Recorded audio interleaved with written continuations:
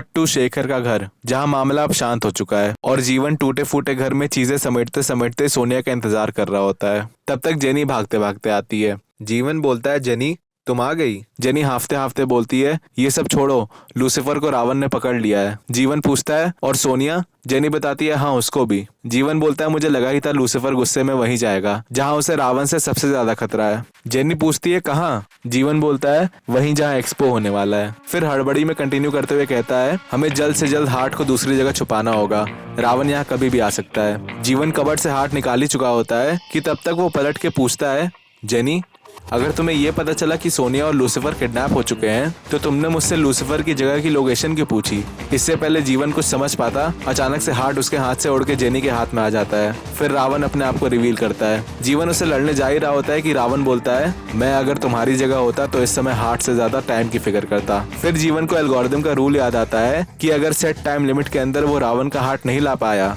तो वो गेम हार जाएगा। एक टेक्निकल विजुअल के जरिए ये दिखाया जाता है कि रावण सबसे मिनिमम टाइम लिमिट सेट करता है, यानी 1 घंटे की टाइम लिमिट। वो बोलता है, मैं तो बस तुम्हारा हार्ट ढूंढने आया था, पर तुमने हार्ट के साथ साथ मुझे लूसीफर का पता भी दे दिया। चलो मैं भी तुम पे एक एहसान कर देता हूँ। सोनिया और मेरा हार्ट एक ऐसी ट्रेन पर है जो अपने स्टेशन पर नहीं रुकेगी। तुम्हारे पास 1 घंटे हैं हार्ट को पाकर गेम में बने रहने के लिए। रावण फिर से वो सिनिस्टर स्माइल देके कहता है, तब तक मैं लूसीफर का ख्याल रखूंगा। अच्छा, तो मूवी का ट्रेन वाला sequence no doubt Indian cinema में one of the best action sequence है। बीजीएम से लेके वीएफएक्स तक सब कुछ परफेक्ट है, बट कमी थी तो बस प्लॉट में एक अच्छे एलिमेंट की जो हमें इस सीक्वेंस की रफ्तार फील कराता। I mean, ऐसा कोई प्लॉट एलिमेंट जिसकी वजह से हमें इस सीक्वेंस में एक एक सेकंड की अहमियत फील हो। मूवी की बात करें तो ऑल्दो रावण 2 ऑप्शंस तो देता है। लॉजिक कहता है कि मेरा हाथ देकर लूसीफर को बचाओ, लेकिन जज्बात कहते हैं सोनिया को। तो किसे चुनिएगा, सोनिया या लूसीफर? पर टेक्निकली वो एक चॉइस नहीं होती, क्योंकि इस सीक्वेंस में हमें कोई स्टेक्स दाव पे लगे नहीं दिखते। I mean, सोनिया को बचाने के बाद भी जीवन के पास ऑप्शन रहता है कि वो प्रतीक को बचाने जा पाए। यानी रावण के दिए ऑप्शंस में प्रतीक के ऊपर सोनिया को चुनने पर भी जीवन को कोई कॉन्सिक्वेंसेस फेस नहीं करने पड़ते, जिसकी वजह से इस सीक्वेंस के स्टेक्स 0 हो जाते हैं और हमें इस पूरे सीन की अर्जेंसी अच्छी तरह महसूस नहीं होती। तभी मैंने इस वर्जन में एल्गोरिथम का टाइम लिमिट वाला प्लॉट एलिमेंट ऐड किया है, ताकि हमें इस सीक्वेंस का एक एक सेकंड थ्रिलिंग लगे। और प्लस यहाँ पे सोनिया रावण के वश में ट्रेन नहीं कंट्रोल कर रही होती। हाँ, इस वर्जन में भी ट्रेन अनकंट्रोलेबल स्पीड से ही चल रही होती है, पर सोनिया की वजह से नहीं। मे बी रावण इंजन वाले डिब्बे का कुछ इंटीग्रल पार्ट तोड़ देता है जिससे ऐसा हुआ हो। इसके साथ यहाँ पे सोनिया के हाथ पांव भी बंधे होते हैं और रावण का हार्ट उसके हाथ में होता है। यहाँ मैंने एक तरह से अपना वाला रावण ज्यादा चालाक दिखाया है। I mean, जहाँ एक तरफ जीवन लिटरली अपने हार्ट को एक सीक्रेट जगह छुपा रहा था, वहीं दूसरी तरफ रावण अपना हार्ट छुपाने के बजाय उसे ऐसी जगह रख देता है जिसकी लोकेशन जानने के बावजूद उस तक पहुँचना नामुमकिन है। फिल्म की तरह रावण बोलता है, The time starts now. Tick tock, tick tock, tick tock. अब हम इस सीक्वेंस का असली थ्रिल फील कर पाते हैं, क्योंकि लिटरली इसके आगे प्लॉट किस डायरेक्शन में जाएगा ये आने वाले मोमेंट्स ही डिसाइड करेंगे। अच्छा, पता है फिल्म के इस सीक्वेंस की सबसे यूनिक क्वालिटी मुझे क्या लगी? ये सीक्वेंस बिल्कुल भी स्टेज नहीं लगता। मतलब बाकी फिल्मों में मैंने नोटिस किया है कि सेट से लेके क्राउड तक सब कुछ बड़ा बना बनाया लगता है, बट रावण के इस ट्रेन वाले सीक्वेंस में वीएफएक्स और लोकेशन तो असली लगते ही हैं, बट साथ में क्राउड भी बहुत अच्छे से मैनेज होता है। I mean, मैं दावे के साथ कह सकता हूँ, इंडिया में अगर रियल में ऐसा कुछ हो तो लोग ऐसे ही रिएक्ट करेंगे।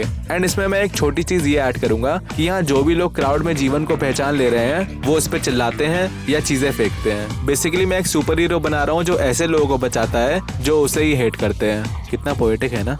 एनीवेज, बाकी लोगों के साथ प्रतीक भी इस ट्रेन में होता है। जीवन और सोनिया को ऑफ कोर्स इस चीज का अंदाजा नहीं होता। फिल्म की तरह जीवन मेन इंजन तक पहुंचता है, बट पीछे की बोगियां अभी अलग नहीं हुई होती हैं। जीवन सोनिया को खोलता है और हार्ट ले लेता है। वो सोनिया को चलने को बोलता है, पर सोनिया बोलती है, हम इतने लोगों को ऐसे ही नहीं छोड़ सकते। जीवन बोलता है, पर मेरी प्रायोरिटी इस वक्त तुम हो। सोनिया उसे प्रेयर वाली बात याद दिलाकर कहती है, याद है मैंने कहा था भगवान सिर्फ एक को नहीं सबको प्रोटेक्ट करते हैं, वैसे ही तुम्हें भी यही करना होगा, तुम्हें फरिश्ता बनना होगा। ऑल्दो टाइम कम होता है, पर जीवन सोनिया की जिद के सामने कुछ नहीं कर पाता और अब जाके पीछे वाली बोगियां अलग करता है। एक तरह से यहाँ अननोइंगली सोनिया ने अपनी अच्छाई की वजह से अपने बेटे की जान बचा ली, यानी शेखर का अच्छाई वाला थॉट यहाँ भी रेजोनेट होता है। फिर जब ट्रेन लड़ने ही वाली होती है तब जीवन इनक्रेडिबल स्टाइल में उसको आगे से रोकता है। रेलवे ट्रैक के एंड को धीरे धीरे चीरते हुए ट्रेन प्लेटफॉर्म के एंड तक जाके रुक ही जाती है। हाँ, मैं यहाँ स्टेशन भी नहीं तोड़वा रहा क्योंकि उस मोमेंट का होना ना होना एक बराबर है। वो सोनिया को चेक करने जाता है पर देखता है कि टक्कर की वजह से उसके पेट में एक रॉड घुसी होती है। जीवन बेहोश सोनिया को पीछे वाली स्ट्रीट में ले जाता है। तब तक जिन पैसेंजर्स का डब्बा जीवन ने स्टेशन से थोड़ी ही दूर पे अलग करके उनकी जान बचाई थी वो लोग आते हैं। उनमें प्रतीक भी होता है। प्रतीक लगातार रो रहा होता है। वहीं जीवन सोनिया के सर्वाइवल चांसेस प्रेडिक्ट करता है तो वो 0 होते हैं। सोनिया उन बचे हुए लोगों में प्रतीक को देख के खुश होती है पर साथ में दुखी भी कि वो उसे दोबारा नहीं देख पाएगी। प्रतीक कुछ कह नहीं पा रहा होता है। सोनिया बोलती है, देखा प्रतीक, आज तुम्हारे अप्पा और मेरी अच्छाई वाली बुलशिट की वजह से क्या हो गया। प्रतीक के कैरेक्टर के लिए ये एक इंटीग्रल मोमेंट होता है क्योंकि जिस अच्छाई को लेके वो शेखर से इरिटेट होता था आज उसी अच्छाई ने उसकी जान बचा ली। But on the other hand अपनी मॉम को मरते हुए देख उसे ये भी रियलाइज होता है कि अच्छे लोगों को कई बार अपनी अच्छाई का प्राइस भी चुकाना पड़ता है। यानी प्रतीक को समझ आ जाता है कि इस दुनिया में अच्छे बने रहने का काम सिर्फ ब्रेव लोग ही कर सकते हैं। अच्छाई बुराई वाले थीम को लेके इसी कॉम्प्लेक्सिटी के बारे में मैं रावण वाले वीडियो में बात कर रहा था। प्रतीक अपने पुराने वर्ड्स को करेक्ट करते हुए कहता है, आप डरपोक नहीं हो मॉम, आप सबसे ब्रेव हो। सोनिया प्रतीक के गाल पर हाथ रखती है। फिर सोनिया अपने आखिरी मोमेंट्स पे वो मंदिर वाली बात याद करके जीवन से कहती है, तुमने एक बार पूछा था क्या फरिश्ते होते हैं, आज जान लिया, होते हैं। सोनिया दोनों के हाथ को मिलाती है और मर जाती है। हाँ, आई नो ये बहुत ही ड्रास्टिक ट्विस्ट था बट आई गेस इससे सोनिया का कैरेक्टर ज्यादा बड़ी छाप छोड़ेगा। आई मीन वो तो फिल्म के क्लाइमैक्स में भी नहीं थी, इसलिए इट्स बेटर कि उसके कैरेक्टर को सिर्फ एक प्लॉट डिवाइस तक सीमित ना रख के उसको एक मेमोरेबल मौत दी जाए। और प्लस उसकी डेथ से प्रतीक के आर्क में तो एक बड़ा चेंज आता ही है बट साथ में क्लाइमैक्स के स्टेक्स भी और बढ़ जाते हैं। अब हमारे पास रावण को मारने का नेसेसरी वेंजेंस दो जगह से आता है। प्लस इससे हमारा एंटागनिस्ट और बढ़िया हो जाता है। तुम लोगों ने नोटिस किया कि रावण फिक्स के दोनों वीडियोस में जब जब हमारे कैरेक्टर्स का रावण से एनकाउंटर हुआ है तब तब मैंने उनको रावण की वजह से फिजिकल या इमोशनल ऑब्स्टिकल्स फेस कराए हैं। फॉर एग्जांपल पहले एनकाउंटर में शेखर मर जाता है, वो तो फिल्म की तरह ही था। बट दूसरे एनकाउंटर के बाद रावण प्रेस कॉन्फ्रेंस वाला मूव खेलता है जिससे जीवन लोगों की वाट लग जाती है। और तीसरे एनकाउंटर में रावण के मूव से सोनिया मर जाती है। ऑब्वियस सी बात है, इतनी बार किसी एंटागनिस्ट से डिफीट सहने के बाद फाइनल बैटल में उससे डर तो लगेगा ही। बट ओरिजिनल फिल्म में शेखर के अलावा हमारे कैरेक्टर्स को रावण की वजह से कोई लॉस या कॉन्सिक्वेंसेस झेलने ही नहीं पड़ते, जिसकी वजह से Ravan as an antagonist weak लगता है। एंटागनिस्ट के बारे में अगर कोई डीप एनालिसिस चाहिए तो तुम लोग ये दोनों वीडियोस देख सकते हो। प्रतीक टूट जाता है और जीवन सोनिया से किया वादा अपने सिस्टम में फिट करके प्रतीक से कहता है कि हमारे पास ज्यादा टाइम नहीं है, हमें एक्सपो पहुंचना ही होगा वरना टाइम लिमिट खत्म हो जाएगी। पर प्रतीक जाने से मना कर देता है, वो अपनी मॉम को ऐसे ही नहीं छोड़ना चाहता। फिर ट्रेन एक्सीडेंट में जीवन की वजह से बचे लोग इन दोनों की हेल्प के लिए सामने आते हैं, बिल्कुल स्पाइडरमैन 2 के पैसेंजर्स की तरह। इंस्पाइट द फैक्ट कि जीवन पूरी दुनिया में बदनाम है, ये लोग उसकी और प्रतीक की हेल्प करना चाहते हैं क्योंकि अल्टीमेटली उनकी जान तो जीवन ने ही बचाई है। पैसेंजर्स प्रतीक को मोटिवेट करते हुए कहते हैं कि चिंता मत करो, हम लोग तुम्हारी मॉम को सही जगह ले जाएंगे, उनकी आखिरी जर्नी सही ढंग से होगी। प्रतीक थोड़ा संभलता है और बिलबोर्ड पे लगे एक्सपो के पोस्टर को देखते हुए सोनिया की भाषा में कहता है, रावण अब तेरे भाई का भोचड़ होने वाला है। इस भयंकर लॉस की वजह से हमारे फाइनल बैटल का स्टेज सेट हो चुका है। टास्क है प्रतीक और जीवन का यूनाइट होकर लड़ना, बाकी ऑडियंस को बचाना और रावण को मारना। तब तक जेनी आती है और दोनों को कार में बैठा कर जल्दी से एक्सपो को चल देती है। प्रतीक जेनी से कंफर्टेबली बात करता है पर जीवन फनी वे में उसे शक की नजरों से देखता है कि कहीं ये फिर से रावण तो नहीं। जेनी बताती है कि शेखर को इनोसेंट प्रूफ करने का सबूत मिल गया है। प्रतीक पूछता है, कौन है तुम्हारा सोर्स जिसने ये काम कर दिया। जेनी बोलती है, वो एक्सपो में ही है और प्रूफ भी उसी के पास है, बट हमारा कवर ब्लो हो चुका है। पीआर वालों को उनकी कंपनी डुबाने वाले प्रूफ की खबर लग गई है और उन्होंने एक्सपो में मेरे सोर्स को बंदी बना लिया है। जेनी कंटिन्यू करती है, सीट बेल्ट बांध लो, हमें वहां जल्दी चलना होगा वरना टाइम लिमिट खत्म हो जाएगी। जीवन पूछता है, पर तुम्हें कैसे पता कि टाइम लिमिट सेट है। उसको अभी भी यकीन नहीं होता कि असली जेनी है। फिर जेनी उसे एक डम लुक देते हुए कहती है, तुम्हारा हार्ट तुम्हारे पास नहीं है और रावण एक्सपो पे है, इसका क्या मतलब हो सकता है। जीवन इनोसेंटली सॉरी बोलता है। प्रतीक पूछता है, पर जेनी तुमने बताया नहीं फाइनल बैटल में क्या होगा। जेनी बोलती है, वही 3 लेवल्स जो गेम में थे। प्रतीक समझ जाता है कि अब वाट लगने वाली है और जेनी फुल स्पीड में गाड़ी भगाती है।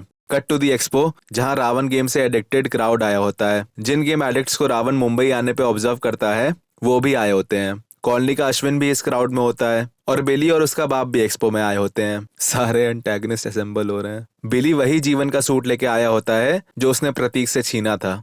पीआर वाले एक्सपो के मेन प्रेजेंटर्स होते हैं। ये दोनों आपस में यही डिस्कस करते हैं कि किसी तरह ये एक्सपो निपट जाए, फिर उस प्रूफ वाले सोर्स को भी ठिकाने लगा देंगे, क्योंकि उस बंदे के पास जो प्रूफ है उसमें बैरन की डेथ से लेकर शेखर की उस रात हुई पीआर वालों से कॉल तक सब चीजों का सबूत है। जीवन, जेनी और प्रतीक एक्सपो के बाहर पहुंच जाते हैं। जेनी प्लान डिस्कस करते हुए कहती है, प्रतीक तुम और मैं मेरे खबरी को छुड़ाएंगे और प्रूफ लेके यहाँ से निकल जाएंगे।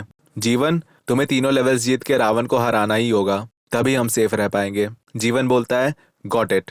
एक्सपो में अब अनाउंसमेंट का टाइम होता है। एक बार मैं तुम लोगों को लोकेशन भी समझा देता हूँ। बेसिकली ये ओरिजिनल फिल्म वाली लोकेशन की तरह ही है। इट्स जस्ट दैट कि इस फाइटिंग एरिया के अराउंड क्राउड के बैठने या खड़े होने की जगह होगी, मे बी स्टैंड्स की तरह कह लो। ऐसा इसलिए क्योंकि ऑफ कोर्स हमारे वर्जन में क्राउड भी एक इंपॉर्टेंट रोल प्ले करेगा। इसके अलावा फिल्म जैसा एक क्यूब टाइप स्ट्रक्चर भी होता है। इट्स जस्ट दैट कि ये स्ट्रक्चर बाहर से तो सॉलिड होगा, पर इसके अंदर की बात करें तो इसमें शुरुआत में दिखाए गए छोटे से क्यूब को रखने की स्पेस होती है। इसके अलावा क्योंकि अल्टीमेटली ये एक एक्सपो है, इसलिए यहाँ रावण के कई सूट्स भी होते हैं। पीआर वाले अनाउंसमेंट में सबका वेलकम करते हैं और वो छोटा सा क्यूब इस बड़े सॉलिड क्यूब के अंदर रख देते हैं, जिसकी वजह से ये और लाल हो जाता है। इस क्यूब को इतना संभाल के क्यों रखा गया है ये तुम लोग आगे समझोगे। फिर पीआर वाले कहते हैं कि गेम के एंड में सबको इस एक्सपो का रियल मकसद समझ आएगा। सारा क्राउड क्लैप करने लगता है। तब तक जीवन अपनी ड्रामेटिक सुपर हीरो लैंडिंग करते हुए एक्सपो के अंदर पहुंचता है। ज्यादातर लोग उसे बू करते हैं और एक आध तो उस पे चीजें भी फेंकते हैं। पीआर वाले अब सबको उनके हीरो रावण का वेलकम करने को कहते हैं और रावण अपनी वाली कूल ड्रामेटिक एंट्री करता है। मे बी फिल्म में जो रोड पे उसका क्यूब वाला सीन था उसे यूज कर सकते हैं, क्योंकि हमारे वर्जन में तो वो वाला सीन था भी नहीं। तो इसी कूल तरीके से रावण एंट्री मारता है। सब लोग भयंकर चीयरिंग करने लगते हैं। रावण फिल्म की तरह अर्जुन रामपाल के लुक में ही होता है, यानी आकाशी के लुक में। पीआर वाले धीरे से रावण को बोलते हैं, हम तुम्हारे मकसद में इंटरफेयर नहीं करेंगे, बस तुम ये एक्सपो में कुछ नुकसान ना करना। रावण ईवल तरीके से बोलता है, बस ये ध्यान रखना कि कोई फाइटिंग एरिया में इंटरफेयर ना करे, वरना उसका भी जीवन वाला हाल होगा। पीआर वाले फाइटिंग एरिया खाली कर देते हैं। जीवन और रावण एक दूसरे से हार्ट एक्सचेंज करते हैं। Wow, so romantic.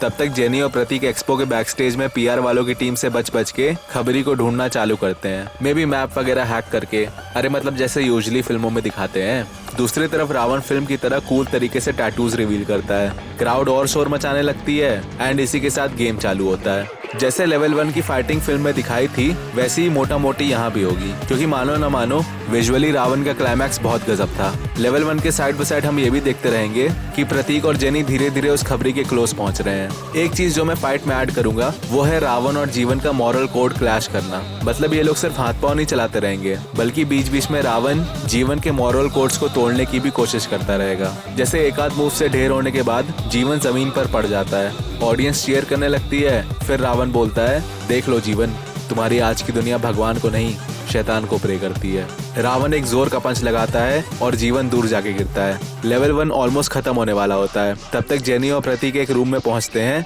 जहां उनका खबरी बंधा होता है, और वो कोई और नहीं बल्कि वही क्रिमिनल गाने वाला असिस्टेंट होता है जो बैरन की मीटिंग्स में एज अ स्निच प्रेजेंट था। दोनों मिलकर उसे छुड़ाते हैं और उससे एक हार्ड ड्राइव लेते हैं जिसमें प्रूफ होता है। जेनी बोलती है अब हम तीनों को यहाँ से निकलना होगा, पर पीआर वालों को तब तक कुछ हलचल की खबर लग चुकी थी, इसलिए ये लोग सारे गेट शट करने का ऑर्डर दे देते हैं ताकि कोई प्रूफ लेके भाग ना पाए। प्रतीक बोलता है, ओ क्रैप, अब क्या करें। दूसरी तरफ जीवन भी मार खा रहा होता है, ऑडियंस चेयर कर रही होती है और लेवल 2 चालू हो जाता है। इस लेवल में 2 डिफरेंस होंगे। पहला कि टाइम लिमिट 7 मिनट होगी, क्योंकि इस लेवल में बहुत कुछ होने वाला है, और दूसरा कि इस लेवल का सेट भी क्राउड से घिरा होता है। या ये दिखा सकते हैं कि लेवल बाय लेवल जगह सेम ही होती है, बस विजुअली उसको चेंज कर दिया जाता है, मे बी वर्चुअल तरीके से, मतलब जो भी करो। इट्स जस्ट दैट कि यही पब्लिक तीनों लेवल्स में चारों तरफ मौजूद होनी चाहिए। दूसरी तरफ असिस्टेंट, जेनी और प्रतीक किसी तरह पीआर लोगों से बचने की कोशिश करते रहते हैं। मीनवाइल लेवल 2 में जीवन को किसी तरह 7 मिनट टिकना होता है। यहाँ जीवन और बुरी तरह मार खा रहा होता है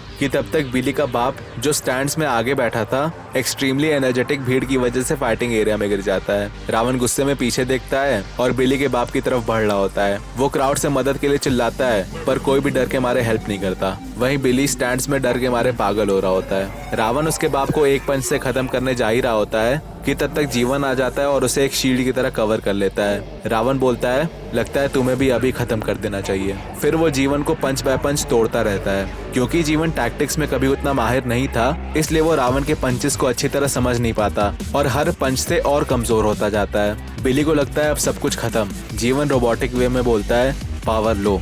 घर पे हुए अटैक वाली बात को जीवन रिकॉल करते हुए कंटिन्यू करता है, लूसीफर सही कह रहा था, खुद मार खा के किसी को बचाना कमजोरी होती है। प्रतीक ये सब झटके से देखता है और जेनी से बोलता है मुझे जीवन को समझाना होगा। जेनी उसकी जान की फिक्र करते हुए उसे रोकती है, पर वो नहीं रुकता। तब तक जेनी और असिस्टेंट कहीं छुप जाते हैं। प्रतीक चिल्ला के बोलता है जीवन, किसी को बचाना कमजोरी नहीं, तुम्हारी सबसे बड़ी ताकत है, तुम ऐसे नहीं हार सकते। जीवन और बिली दोनों ये सुनते हैं। प्रतीक को देख के सारा क्राउड और बू करने लगता है। अश्विन फिर से एक पत्थर टाइप कुछ फेंकता है जिससे चोट खा के प्रतीक फाइटिंग एरिया में गिर जाता है। बिली इस समय इमोशनल फील करता है कि इतने सारे लोगों में सिर्फ प्रतीक ही उसके बाप को बचाने के लिए जीवन को मोटिवेट करता है, वही प्रतीक जिसको वो इतना बुली करता था। ये देखते हुए बिली प्रतीक की तरफ वही गिफ्ट वाला सूट फेंकता है जो पहले उसने उससे छीना था। रावण अपना आखिरी ब्लो देने से पहले जीवन से कहता है तुम्हारी इस दुनिया को बचाने के लिए कोई भगवान नहीं आने वाला। तब तक प्रतीक जल्दी से सूट पहनता है और रावण अपने आखिरी पंच लैंड करने ही वाला होता है कि अचानक से जीवन का हाथ उसे रोकता है। हम देखते हैं कि दूर से प्रतीक ही उसे अब कंट्रोल कर रहा है। रावण का जवाब देते हुए जीवन सोनिया की सिखाई हुई बात कहता है, भगवान नहीं आ सकते, इसीलिए वो फरिश्ते भेजते हैं। जीवन प्रतीक के कंट्रोल से अपना दूसरा हाथ यूज करके रावण को सबसे तगड़ा ब्लो देता है और रावण दूर जाके गिरता है। ये पहला ऐसा मोमेंट होता है जहाँ जीवन और प्रतीक यूनाइटेड होते हैं। इसका जरा कॉन्टेक्स्ट समझो। ये ऐसा पॉइंट है कहानी में जहाँ प्रतीक और जीवन दोनों का कैरेक्टर आर्क कंप्लीट होता है। प्रतीक के केस में वो शुरुआत से अपने अप्पा को अच्छाई की वजह से कमजोर मानता था। सोनिया और प्रतीक के कॉन्वर्सेशंस में मैंने ये चीज डायलॉग में भी दिखाई थी। ये अच्छाई को कमजोर मानने वाला आर्क मैंने जीवन के थ्रू कंटिन्यू भी किया ताकि शेखर की फिलॉसफी के टुवर्ड्स प्रतीक की जो नफरत है उसे हम थ्रू आउट द फिल्म देख सकें। बट सोनिया की डेथ से प्रतीक को समझ आ जाता है कि अच्छाई कमजोरों का काम नहीं है, इनफैक्ट इसके लिए सबसे ज्यादा ब्रेव बनना पड़ता है। तभी मैंने प्रतीक को इस मोमेंट पे जीवन को मोटिवेट करते हुए दिखाया है ताकि हमें ये रिफ्लेक्ट हो कि प्रतीक इस फिलॉसफी को लेके कितना चेंज हो गया है। फिलॉसफी के साथ साथ यहाँ प्रतीक का बुलिंग सिचुएशन को लेके भी आर्क कंप्लीट होता है। हम शुरुआत से देखते आए हैं कि उसकी बुलिंग होने की वजह से ही वो इरिटेटेड रहता है और अच्छाई को पावरफुल नहीं मानता। बट जीवन के साथ दिलदारा में हुई कॉन्वर्सेशन से उसे थोड़ा बहुत समझ आता है कि भले ही बहुत लोग तुम्हारे खिलाफ हों, हमें बस अपने पर्पस पे ही अड़े रहना चाहिए। और क्लाइमैक्स के इस मोमेंट पे प्रतीक इसी चीज का प्रैक्टिकल देखता है कि भले ही क्राउड जीवन को बू कर रही है और उस पे चीजें फेंक रही है, तब भी जीवन एक इंसान को बचाने वाले पर्पस पे अड़ा है। तो एक तरह से ये देख के प्रतीक जब अपने बुली के डैड को तक बचाने को कहता है तब उसका बुलिंग वाला आर्क भी कंप्लीट हो जाता है। यानी एक तरह से Prateek over the course of the film अपना बुलिंग और अच्छाई वाला आर्क कंप्लीट करके शेखर का दिया हुआ सूट अर्न करता है। जीवन के आर्क की बात करें तो शुरुआत में वो सिर्फ अपने डेटा कोड के हिसाब से चलता है, यानी सिर्फ एक इंसान को बचाने के बारे में सोचता है। But over the course of the film Sonia की वजह से जीवन पूरी दुनिया को बचाना सीखता है। एक तरह से शेखर की डेथ ने उसे प्रतीक को बचाना सिखाया, वहीं सोनिया की डेथ ने पूरी दुनिया को बचाना सिखाया। ऐसे ही सुपर हीरो आर्क की मैं बात कर रहा था। एंड फाइनली अगर नोटिस करें तो इन दोनों के इंडिविजुअल कैरेक्टर आर्क्स कंप्लीट होने की वजह से ही ये दोनों साथ में आते हैं, जिसका फिजिकल रिप्रेजेंटेशन इन दोनों का सूट के थ्रू कनेक्शन है। Anyways, back to the scene. Ravan को उसका पहला ब्लो मिलता है। प्रतीक जल्दी से फाइटिंग एरिया से हट के कंट्रोलर रूम में जाता है। थोड़ी देर हम पहली बार जीवन को ना मार खाते हुए देखते हैं। दूसरी तरफ जेनी और असिस्टेंट अपनी जगह पे छुपे होते हैं। असिस्टेंट कहता है कि अगर हमें इन लोगों से बचना है तो भागते रहने के बजाय हमें ये प्रूफ यहाँ आए हुए लोगों को दिखाना ही होगा, तभी हमारी जान बच सकती है। तब तक पीआर वाले इन दोनों को पकड़ लेते हैं। फिर असिस्टेंट झट से हार्ड ड्राइव प्रतीक की तरफ फेंकता है। जेनी उसे एक्सपो के दूसरे कोने में लगे सॉकेट की तरफ इशारा करती है जिसमें यह हार्ड ड्राइव कनेक्ट करने से बड़ी सी स्क्रीन पर उसका मटेरियल दिखने लगेगा। फिर प्रतीक हार्ड ड्राइव जीवन को पास करता है और उसे भी दूसरे कोने में लगे सॉकेट की तरफ इशारा करता है। रावण उसी डायरेक्शन में दूर खड़ा होता है, यानी उसको क्रॉस करके ही जीवन वो हार्ड ड्राइव कनेक्ट करके अपने दोस्तों और शेखर को इनोसेंट प्रूव कर पाएगा। इसी तरह फाइट सीक्वेंसेस में भी एक पर्पस दिया जाता है। जीवन फुल हीरोइक स्टाइल में रावण की तरफ बढ़ता है और रावण भी उसे रोकने आता है। ओरिजिनल फिल्म का ये पूरा एक्शन सीन इस मोमेंट के लिए परफेक्ट है। जीवन किसी तरह रावण के मूव से बच के वो हार्ड ड्राइव सॉकेट में लगा देता है और बड़ी स्क्रीन पर फुटेज चलना चालू हो जाती है। शेखर के उस रात किए गए कॉल से लेकर बैरन की डेथ तक सब कुछ लोग देख रहे होते हैं। पीआर एंड टीम चाह के भी कुछ नहीं कर पा रहे होते क्योंकि किसी की भी फाइटिंग एरिया में जाने की हिम्मत नहीं होती। रावण को इन सब से कुछ फर्क नहीं पड़ रहा होता और वो जीवन को जबरदस्त धोने लगता है। इस बार तो रावण के मूव्स इतने भयंकर होते हैं कि प्रतीक भी कुछ नहीं कर पाता। लेवल खत्म होने में कुछ ही टाइम होता है। रावण जीवन को नॉकआउट करने ही वाला होता है कि प्रूफ देख के पब्लिक का हृदय परिवर्तन होता है और सारे लोग रावण के ऊपर चीजें फेंकने लगते हैं। रावण डिस्ट्रैक्ट हो जाता है और तब तक लेवल 2 खत्म हो जाता है। फिर रावण फ्रस्ट्रेशन के मारे वेव्स छोड़ता है जिसकी वजह से बहुत लोग घायल हो जाते हैं और कुछ लोगों को चोट भी लगती है। इससे रावण के टुवर्ड्स पब्लिक का गुस्सा और पनपता है। जो बड़ा सा क्यूब रखा हुआ था, रावण की वेव की वजह से वो भी स्लैंटिंग वे में एलिवेटेड स्टैंड्स पे जाके गिरता है। प्रूफ देखने की वजह से सबको पीआर वालों का कमीनापन भी नजर आता है और लोग उनको भी अटैक करना चालू कर देते हैं, जिसकी वजह से जेनी और असिस्टेंट छूट जाते हैं। प्रतीक जीवन को चेक करने के लिए जाता है कि वो ठीक है कि नहीं, बट फॉर्चुनेटली उसे ज्यादा चोट नहीं आई होती। लेकिन अभी गेम बाकी होता है। अब हम आते हैं इस गेम के आखिरी लेवल पे। फिल्म की तरह यहाँ भी दोनों पार्टीज को काउबॉय शूटिंग करनी होती है और ये दोनों सिर्फ फाइटिंग एरिया के अंदर ही शूट कर सकते हैं। दोनों के पास एक एक गोली है और एक एक चांस। फिल्म की तरह जीवन अपना हाथ निकाल के खुद को बचा लेता है, पर अब बारी आती है रावण को मारने की। बट इस वर्जन में वो अपने 10 इल्यूजन्स नहीं क्रिएट करता। इंस्टेड एग्जीबिशन के लिए जो 9 सूट्स थे उनको रावण जिंदा करता है, यानी उस छोटे क्यूब की वजह से ही वो अपने जैसे 9 और रावण खड़े कर पाता है। सारे सूट्स जीवन और प्रतीक के आसपास से गुजरने लगते हैं और फिर फिल्म की तरह एक लाइन में खड़े हो जाते हैं। एंड ऑब्वियसली क्योंकि ये इल्यूजन्स नहीं होते, इसलिए इन सभी की शैडोज होती हैं। टोटल 10 रावण जीवन और प्रतीक की तरफ बढ़ रहे होते हैं। यहाँ सवाल ये नहीं होता कि असली रावण कौन है, बल्कि सवाल ये होता है कि एक गोली से 10 रावण को मारे कैसे। फिल्म की तरह प्रतीक कुछ क्लू ढूंढने की कोशिश करता है और जीवन शेखर की आखिरी शायरी बताता है। नहीं चिंता मत करो, यहाँ साया वाला ट्विस्ट नहीं आएगा। इंस्टेड ये दिखा सकते हैं कि स्कूल छोड़ते वक्त प्रतीक की बुलिंग वाली सिचुएशन देख के शेखर उसे समझाता है कि अक्सर जो लोग अपने आप को एक्सट्रीमली पावरफुल समझ लेते हैं, उन्हें उनकी छोटी सी कमजोरी भी नहीं दिखती। इसी के अराउंड शेखर अपनी शायरी बोलता होगा, जिससे प्रतीक का ध्यान उस छोटी कमजोरी पर जाता है जिसको शूट करने से सारे रावण खत्म हो जाएंगे, यानी वो छोटा सा क्यूब जो उस बड़े क्यूब में है। एक तरह से मैंने यहाँ रामायण को भी रेफरेंस किया है। I mean, वहाँ भी 10 सर वाले रावण को मारने के लिए एक छोटी सी कमजोरी यानी नाभि पे वार करना पड़ता है। मतलब यहाँ ये क्यूब इस रावण की नाभि है। बट क्योंकि जीवन सिर्फ फाइटिंग एरिया में शूट कर सकता है, इसलिए प्रतीक के कहने पे पब्लिक उसकी मदद करती है क्यूब को फाइटिंग एरिया में लाने के लिए। एक तरह से क्राउड के लोगों का भी कैरेक्टर आर्क होगा, क्योंकि थ्रू आउट द फिल्म झूठ को सच मानकर जो लोग सोनिया एंड फैमिली को बुली कर रहे थे, उन्हीं लोगों को अब सच जानने के बाद प्रतीक और जीवन को गेम जितवाना होगा। और जैसा मैंने कहा था, स्टैंड स्लैंटिंग वे में एलिवेटेड होते हैं, इसलिए क्राउड के लोग मिलकर उस बड़े क्यूब को धक्का लगाते हैं, जिससे वो फाइटिंग एरिया की तरफ रोल करने लगता है। रावण उन दोनों के करीब आ ही गया होता है कि तब तक फुल स्पीड में रोल होता हुआ बड़ा सा क्यूब फाइटिंग एरिया के स्टेज से टकरा के टूटता है, जिससे वो अंदर का छोटा सा क्यूब उछल के रावण और जीवन के बीच से गुजर रहा होता है। जैसे ही क्यूब हमारे मेन रावण की सिधाई में आता है, जीवन उसी माइक्रोसेकंड क्यूब को शूट करता है और बुलेट उस क्यूब को चीरते हुए मेन वाले रावण को लग जाती है। क्यूब के डिस्ट्रॉय होने की वजह से रावण के एग्जीबिशन वाले सूट्स लाइफलेस होके एक एक करके गिरने लगते हैं एंड जीवन की गोली लगने की वजह से रावण फिल्म की तरफ ब्लास्ट करता है। इसके बाद हम सब जानते हैं कि कैसे जीवन अपनी जान दे देता है। ये मोमेंट भी फिल्म की तरह होगा क्योंकि ये बहुत हार्टफेल्ट था। बस एक डायलॉग में चेंज होगा।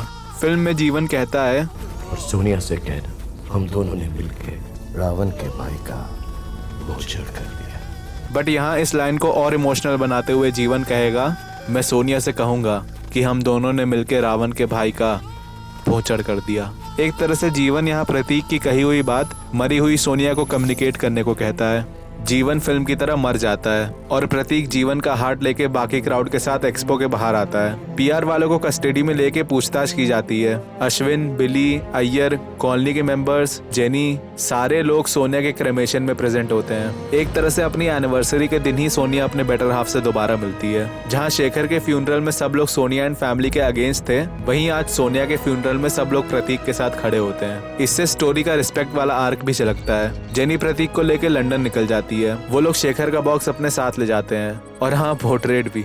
जेनी और असिस्टेंट के दिए हुए प्रूफ की वजह से कोर्ट में पीआर वालों को सजा सुनाई जाती है और बैरन इंडस्ट्रीज बंद करने का ऑर्डर दिया जाता है। एक तरह से ये जेनी का जवाब होता है उन पीआर वालों को जिन्होंने एक टाइम उसका निकलना मुश्किल कर दिया था। अब सब लोग शेखर और जेनी को एज अ सेवियर मानते हैं। फाइनली प्रतीक ने जीवन के साथ मिलकर अपने अप्पा को वो नेसेसरी रिस्पेक्ट दिलाई जिसके वो हमेशा से हकदार थे।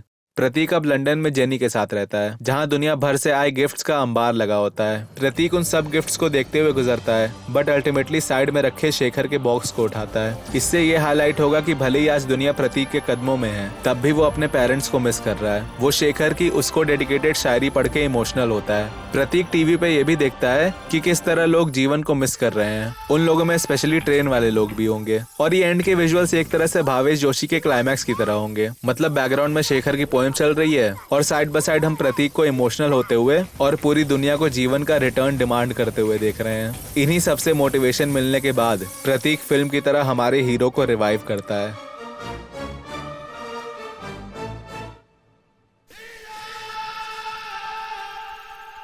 तो आखिरकार रावण फिक्स्ड यहीं खत्म होता है। इस मूवी पर अभी तक 4 वीडियोस यानी 1.5 घंटे से ज्यादा बात करने के बाद मैं यही कह सकता हूँ कि रावण इसीलिए नहीं वर्क कर पाई क्योंकि इस फिल्म में इनफ स्टेक्स और कॉन्सिक्वेंसेज नहीं थे। इवन फिल्म के थीम्स भी इसीलिए नहीं लैंड हो पाए क्योंकि ये स्पेसिफिकली किसी कैरेक्टर से जुड़े नहीं होते। हम इन थीम्स के बारे में सुनते तो हैं पर हमारे कैरेक्टर्स को इन थीम्स के अराउंड वर्क करता नहीं देखते। बट साथ में मैं ये भी कहूंगा कि रावण जैसी फिल्में डिजास्टर नहीं कहलाई जानी चाहिए क्योंकि एक डिजास्टर वो फिल्म होती है जिसमें अच्छा होने की कोई पॉसिबिलिटी ना हो। And as we know Ravan में बस अच्छी स्टोरी टेलिंग की कमी थी, वरना जैसे इस फिल्म ने वीएफएक्स के मामले में इंडियन सिनेमा को एक गोल्ड दिया है वैसे क्या पता अपनी स्टोरी टेलिंग से भी बॉलीवुड में ये एक नए जॉनरा को जन्म देती। एंड लास्टली मैं ये कहूंगा कि हमारे लिए किसी फिल्म को बैठे बैठे डिस्कस करना बहुत आसान है, असली चैलेंज तो फिल्म को बनाते समय आता है। आई मीन कोई अच्छा फिल्म मेकर आखिर क्यों एक बेकार फिल्म बनाना चाहेगा? सबको अपनी फिल्म पेपर पे महान लगती है। इट्स जस्ट दैट कि फिल्म मेकिंग इतना कॉम्प्लेक्स प्रोसेस है कि कई बार फिल्म बनाते वक्त चीजें बिना जाने बदल जाती हैं। और इन वीडियोस में मैंने बस कुछ आइडियाज बताए हैं जिनसे रावण के फ्लॉज फिक्स हो सकते थे,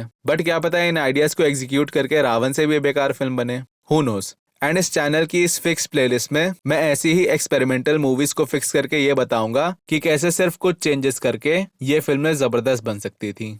अच्छा नाउ एक्सक्यूज मी, मुझे किसी से वार्तालाप करना है।